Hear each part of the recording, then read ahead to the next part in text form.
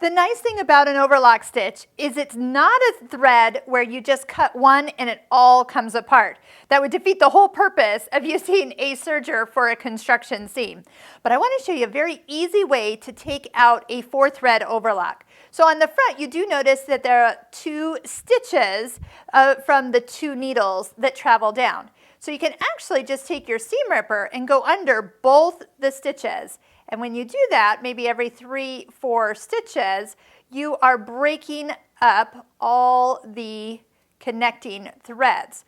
Now, another way to do this, and here I've got, this is the one sample I did with the longer stitch length, so this is going to be a little easier. Now, all these little overlock edge, the looper threads, they're just going to come apart. So yes, you do kind of have a whole bunch of threads you have to kind of peel away, but it's actually not that hard. Some of you might actually like to just come in here like this and go through both the needle threads like this. And then again, all the overlock threads will just fall apart when you're done.